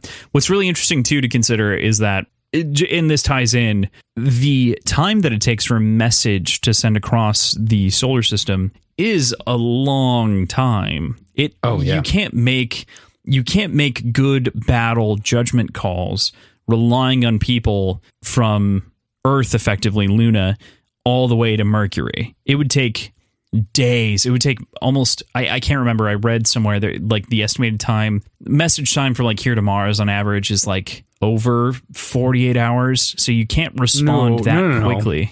Here to Mars, it's 14 minutes. Catch and response though, so catch and then respond with the time dilation of the way that the planet moves. I think it was 48 hours. No, it's 14 minutes. Okay. It's 14 minutes? 14 minutes between here and Mars. Where am I catching this from? It was from The Expanse. I know that this is from The Expanse. I know that this is where I'm getting it from. Maybe I'm thinking about a rim planet instead, which probably makes more sense. But there was The Expanse is so it's a hard sci-fi series, so it's very grounded in physical reality. So, and there was definitely a plot point that rotated around the time dilation on messages, which in Caliban's war. That doesn't make sense to me, unless you're dealing with like a galactic scale or a universal scale. It is, well, it's solar system scale. Yeah, that doesn't. Plus, then time dilation doesn't really come into play. Yeah, time dilation is the wrong term for sure. Okay. I'm just bullshitting. Stuff. I could see it being like a series of relays that they have to go through in order to send the message it's not a linear path. Like it has to go from here to in a very roundabout swirling kind of way in order to be able to access the next relay point and get to where they're going. I could see that being a slower process. I think that's a part of it. I don't fully recall. Again, it takes a lot of time to get a message from point A to point B. It's not instantaneous communication. Like even if you were on a video with someone, there is momentary lag to the point of it just being impossible to have video from like Luna to Mars with our technology as it stands. Right. Because it would take 14 minutes, like you said, for an update to hit. Anyway. Yeah, you couldn't have a phone call. Correct. Yeah, because you'd just be talking over each other. Mm-hmm. The call and response is too long. Anyway, point being, you don't have a really good read, and it takes a long time for that data to travel over the distance. So it's not great. Right. You have to make a decision without being able to pull on someone else split second to make a decision. Because even if we take the 14-minute estimate, you're talking about a half hour almost of time to make a judgment call that should be split second, or that might need to be split second. Yeah. This is one of the strange moments where I agree with the idea of a military tribunal judge system, because they would have an understanding of the sort of constraints that Darrow might be put through, but a regular judicial system doesn't fit this well. And this is where all of a sudden I'm like, maybe it does make sense to view war a little bit differently. Yeah. Yeah, war is... And I don't like saying that. I don't like admitting that at all. Yep, that's a tough one. So I think another thing to really pay attention to and take note of in this whole exchange, in this, I wouldn't go so far to call it a coup, but definitely what would you call it? What would you call this? A coup. Kind of the discrediting of Darrow. Yeah, discrediting, dethroning, kind of. Yeah. You know, even though he's not technically in a position of hypothetical power, at least compared to everyone else in the room. But the fact that Mustang's kind of stuck, she's kind of stuck in a box here. She can't really defend Darrow or condemn Dancer without everybody noticing the hypocrisy and the favoritism that she has perceptively. Nobody would be able to not see favoritism in that moment towards Darrow. Regardless of if it's what she actually believes or what she actually thinks, it would be perceived as unfair favoritism. So she's kind of bound in that moment. Yeah, I think without a doubt, she's got a weird... She has... I feel like we talked a little bit about this last week on talking about kind of Mustang and Darrow's relationship. You had made mention of the sort of struggle to believe that they would remain a couple or that it made sense. And this actually feeds directly into it not making sense by your argument. I don't agree with that on my own terms. And we talked about that at length. But this directly feeds into that idea where, because of Darrow's nature, he blindsides people all the fucking time. Yeah. And this is another blindside that sort of the human nature to not realize that this is a constant thing that Darrow is probably going to be doing is just, it just repeats itself. It's a cycle. It's endless. Mm-hmm. Darrow lies and blindsides people. Yeah. And he justifies as much as I love our protagonist, he's a fucking liar. Yeah. But there is a lot of justification that goes into that lying, and it hurts him more often than not, but he feels that these lies are justified and right in the moment because he feels like more harm than good would come from being truthful, which it's hard to argue with him in a lot of those cases. It's just the fact that it's fucking all the time. Yeah, he's He's a bit of a nightmare in my head. And it's only made even more clear. Like, all of his traits have just become so much more exasperated over the last 10 years. And it's so painfully clear here that is the case. Great call on Mustang. Yeah. So what do you make of Dancer's move and in turn Publius's decision to strip Darrow of his title and associatedly his power? I mean, I felt like it was kind of a mistake for Darrow to have any sort of title in this republic to begin with. I felt like he should have been more of a symbolic leader and leading from afar and leading through Mustang, being a personal advisor to her, because there's that conflict. Like there's that conflict of interest between her and him. Like they need a separation or their credibility both go out the window, which is kind of what's happening here. So yeah, I think having Darrow be a strictly symbolic leader and a strictly private counselor to Mustang would have been the right way to go from the beginning. And I think that's the position he should take on going forward. So I would have done the same thing in their shoes. It's so interesting because I think that Darrow should be the first man to Mustang's president. You know, I really think that. I agree with you. But also the trouble is that he's basically been a general for so long that how do you strip him of that? And I think it has to be a choice generally. Like, people have to choose. He's constantly complaining about not having enough time with his kid. He's putting it on himself. Yep. You have to choose and admit to relinquish that power. And I think part of Darrow is a little bit like I made mention earlier that Darrow's in power hungry, but he doesn't desire power, but he's earned position. Position's maybe the better term. He's earned position and isn't willing to relinquish that position because he feels a responsibility. Like, his position is based on responsibility of him being the red who turned gold. But he seems like somebody who keeps moving the goalposts. Mm-hmm. Mm-hmm. Like, definitely. What is the goal here? And that's what Dancer brings up, right? He's like, okay, so when we eliminate the core, what's going to happen with the rim? And Darrow's like, we have a peace treaty. And Dancer's like, we have a peace treaty for now. Like, do you believe that that's going to stay forever? No, there's probably going to be a moral problem, or you're going to decide that something's wrong and you're going to unilaterally decide to fucking do something, because that's what you fucking do. You've proved that you will unilaterally make decisions without consulting literally anyone else. Yeah. Yep. Pretty much. I mean, thankfully, you know, we've got this crowd of people. We've mostly been talking about Mustang, Dancer, Publius, but Severo's on his side. Severo like sees Darrow getting attacked and is defensive at the very least in a personal way for him. Even Wolfgar, who's one of the only armed people inside of the room, walking him out of the room when he's stripped of his title, he's still very pro Darrow. He's not against these folks, although it is innately pitched kind of that way. He himself doesn't feel opposed to Darrow, but he's ultimately kind of the like execution arm of the Senate. Like, he's the, what the fuck are they called in trials? What are the folks called in trials that are responsible for the criminals? Marshal? Is it a marshal? I mean, marshals or bailiffs, kind of. I think bailiff is the term that I'm looking for. Bailiff, yeah, he is kind of the bailiff here. He's the intermediary that bridges the gap.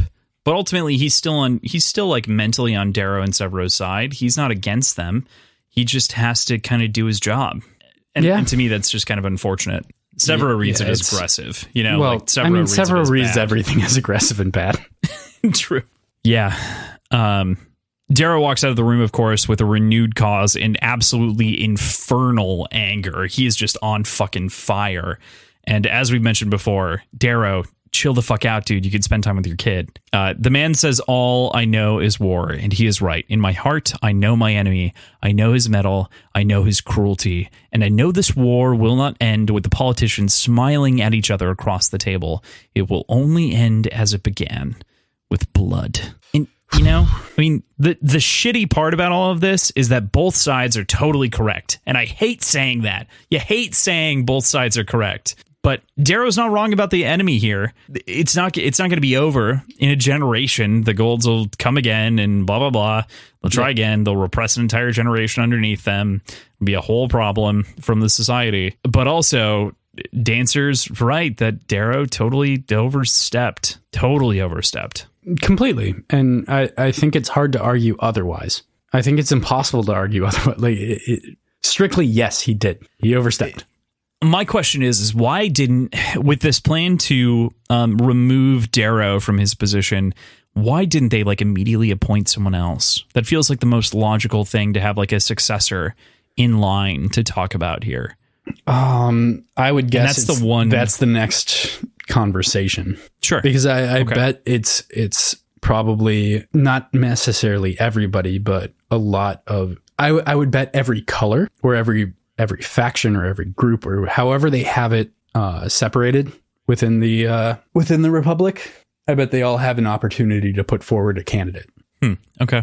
You would think that it might be someone who's already military at this point, and so I would say you're right. So they could be military, and then the color would put forward the best of their color.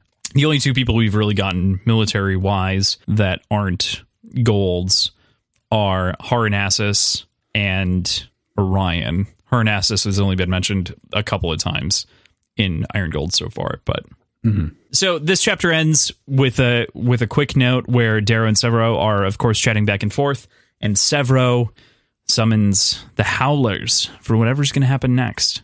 And PJ, my question to you here is, what's going to happen next? Where the fuck do you think you go? Why did Darrow lean into the Howlers as the people, as opposed to the fucking armies? Because I think Darrow has to leave. Okay. I think he has to leave strictly to not deal with any sort of extrajudicial conversations that might end violently. Yeah. That was a perfect way of putting it. It was so nice around the touchy nature of what is potentially going to happen. Yep. There's going to be some problems, I think. Yep. And I think he needs to get out of there. And I think he's probably too prideful to admit that he's fleeing. So I think there's probably going to be a sudden emergency that he needs to take care of on a different planet. Fair point. It's very interesting, and I like that perspective. So that's good. All right, let's move into our final chapter of the week, chapter 12, from Lyria's perspective, Sling Blades. And boy, oh boy, what a chapter title that is. That's pretty fucking cool chapter title. I'm not gonna lie. It's metal. This entire chapter is very hardcore. And I know, man, a lot of people give Lyria guff. And say, blah, blah, blah, she's annoying, whiny. But I think Lyria really just has a really hard time at life more than anything else. Her life is brutal. She truly is tough. It's pretty tough. I mean, fine. If people don't like her, if you don't like her, whatever, that's okay. But also, how can you not acknowledge sort of the shitty set of circumstances that she has rolled through in the beginning of these books? We were introduced to her and immediately her brother was killed. Almost immediately. I mean, that's another character we know from the previous book. Yeah, true. Relating directly to this story. Weird how trauma seems to also be a theme. Weird how the death of brothers has a big theme. It's got a strange ring to it. This chapter starts off very quickly, of course, after the death of Tyrion. She's running home. She runs into her sister, has this conversation about we need to get the kids out. We need to get everyone out, and explains that Tyrion is dead, of course. Very unfortunate for the poor man of the house, but he is no longer the man of the house. More of the headless body of the house. But everyone gets very encouraged by this kind of general idea and wants to leave. Lyria goes to her father, though, and he finally kind of turns and acknowledges her and says the first word that he said in however long, outside of his communication of grunts, we assume. saying no to her, and that no is kind of all encompassing. It's freeing for Lyria in a number of ways. It's the immediate loss of not needing to take care of him right now in sort of the life or death situation, but it's also kind of progress. It's a progression for Lyria where now she can drop this kind of dead weight from her life, and like her shoulders just get 10 pounds lighter. Yeah, she is. There's so much emotion there that doesn't necessarily come through that well, you know? Mm-hmm. But I think that feeling is there. And I think there was this burden that her father had on her, like that she felt from just his existence in the last couple of years. That in the tragic sense that the only reason he can't come along with them is that the person that would have carried him is dead, is tragic on top of tragic. Like, there's no good way to put that, but at the same time, it gives her so much more clarity on what she can do for every other member of the family. Yeah.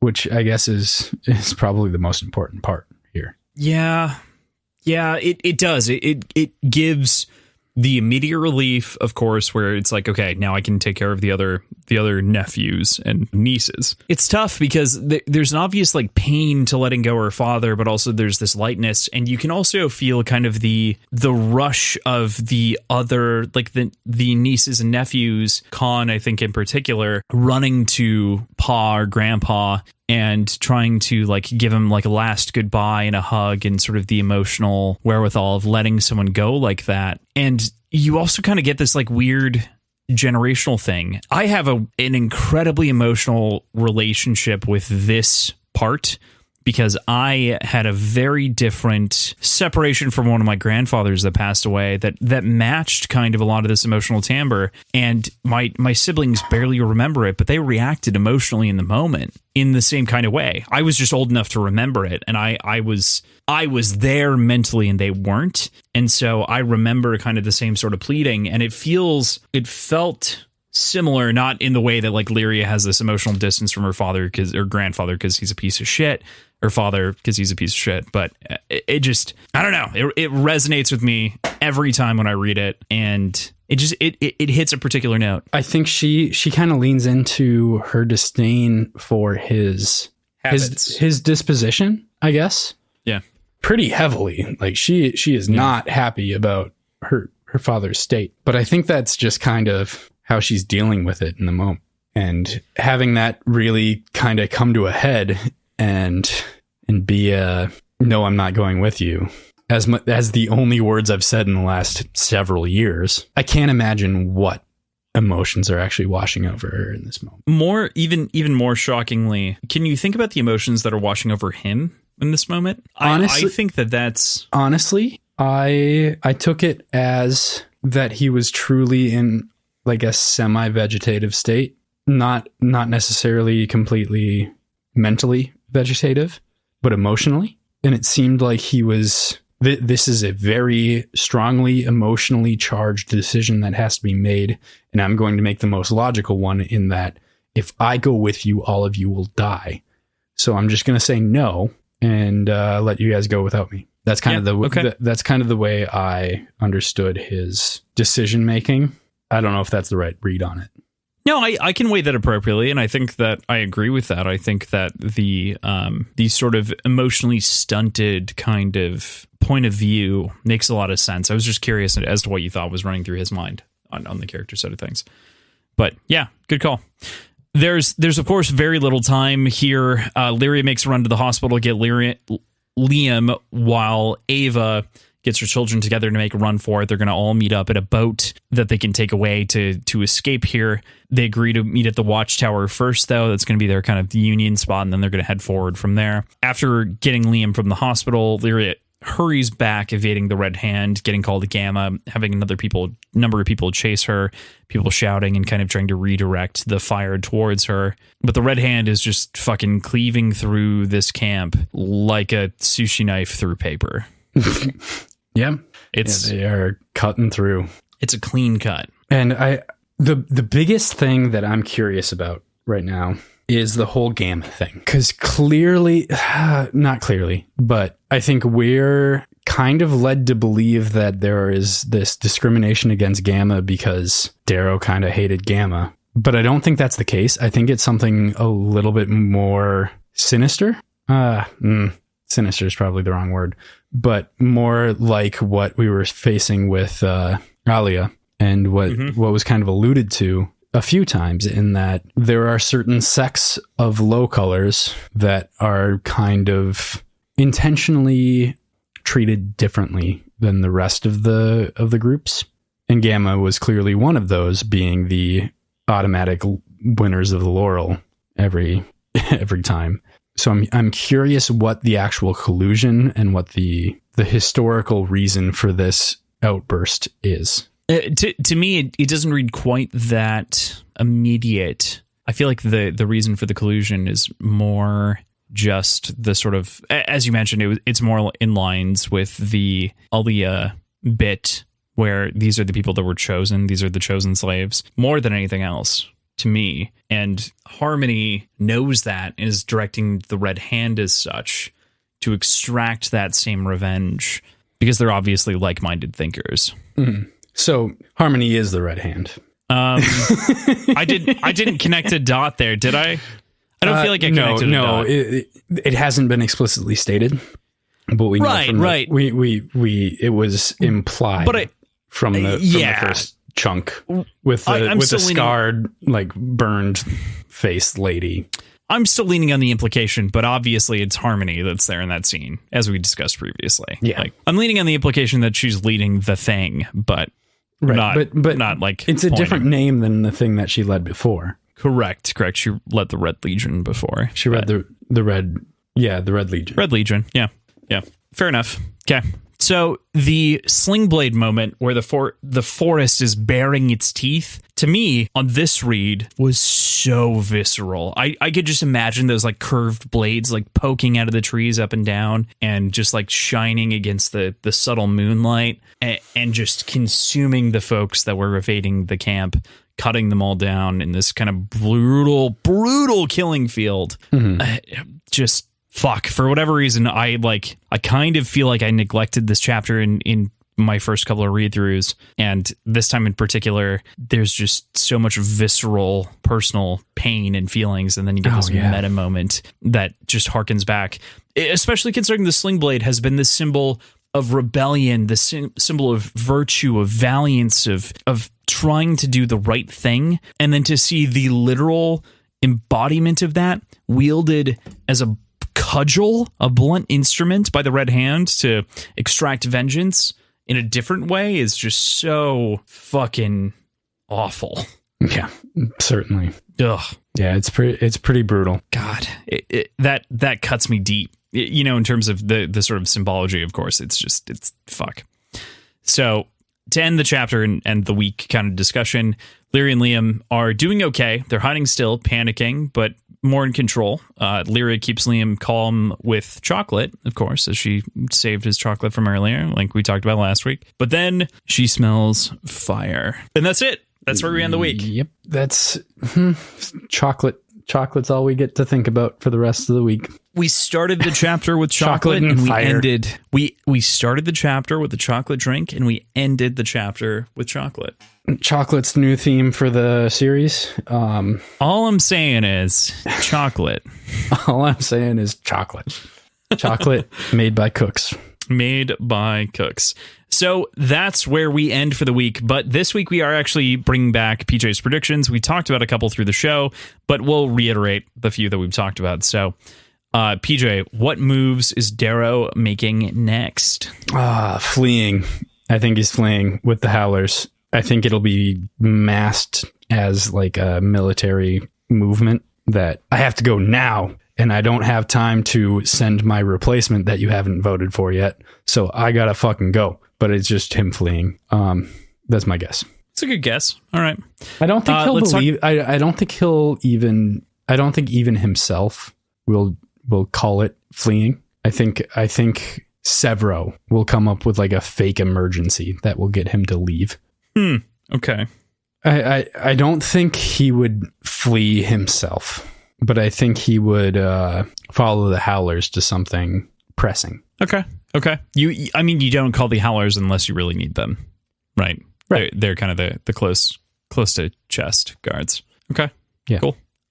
So we'll move on to Ephraim, our next character here in the predictions. What's next for him now that jobs have dried up?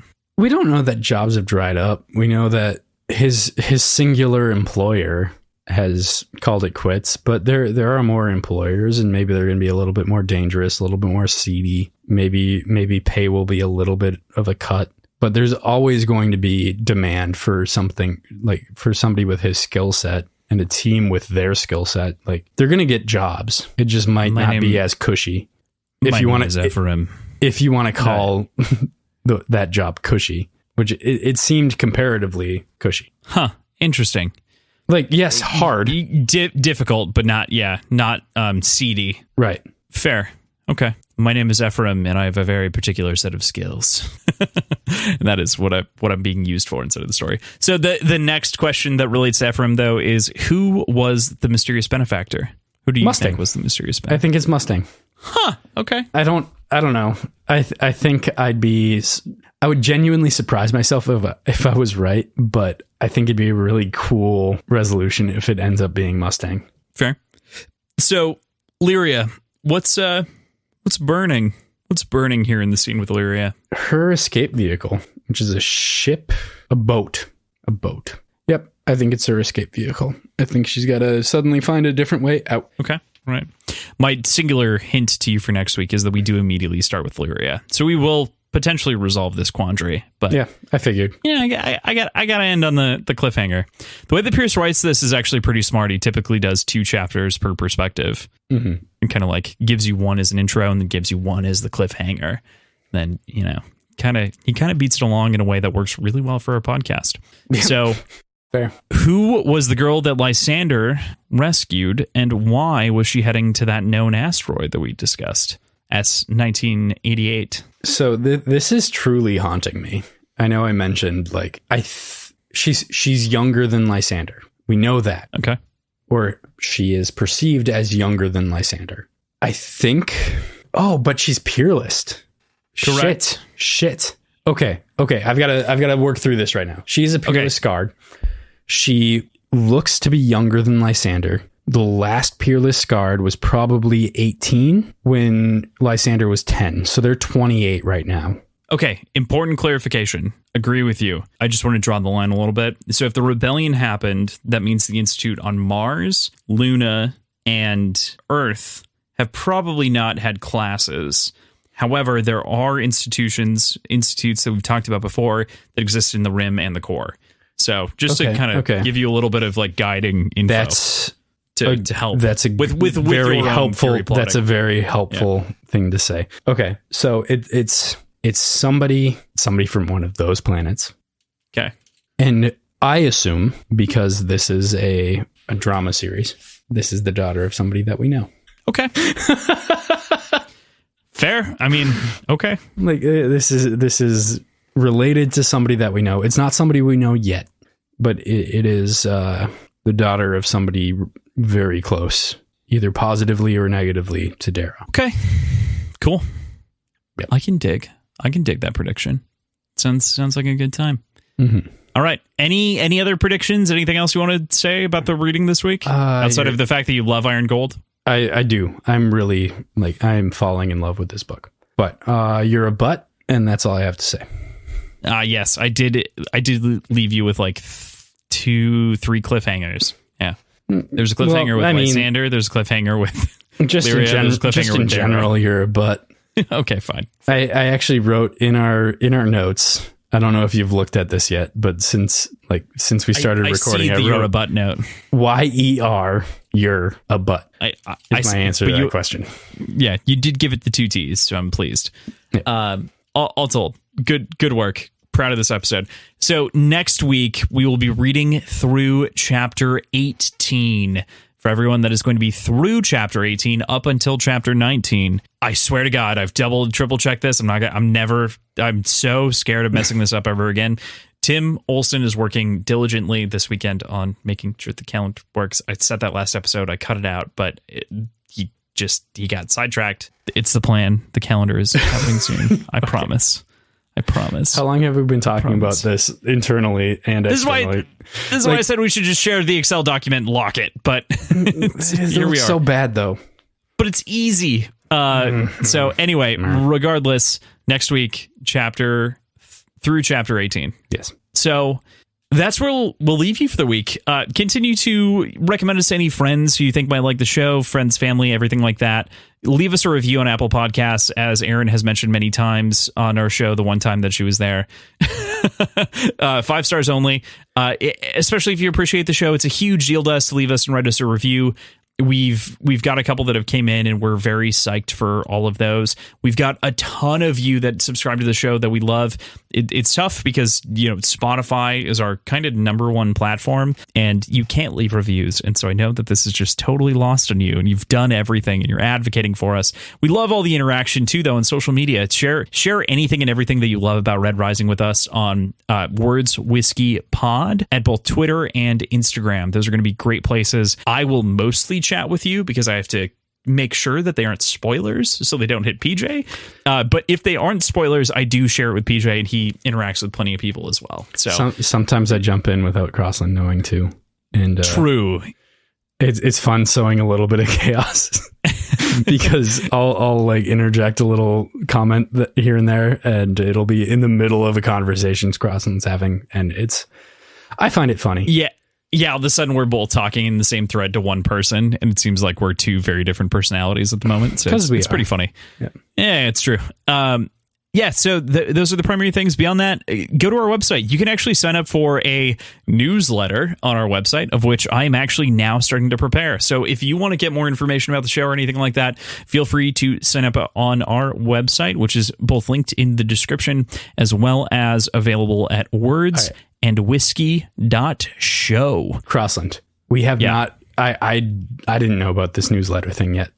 We haven't talked about this. Subscribers. We haven't talked about it outside of the podcast. I am talking to you about this right now in earnest. Can I write a section of the newsletter?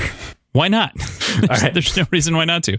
It's not going to be relevant to anything we're talking about. It's going to be just, I've got an idea for a section, and I'll run it past you at some point. But PJ's I need to flesh drivel. it out more. I've already subtitled it. Yep. I will have a just kind of strange, esoteric, rambling paragraph in the newsletter if you allow me to do that. Of course. All right. Perfect. So thanks everyone so much for all of your support. We love and appreciate you so much. There just simply aren't words for like how appreciated we feel. We've actually gotten enough fan mail requests at this point to actually ask for a PO box. So we're going to have a PO box. I'm going to the post office tomorrow. I'm going to the post office tomorrow to set up a PO box. Yeah, wild. This was never something that I dreamed of with the show even. And so cool. Very excited. Thank you guys so much. And we'll see you next week.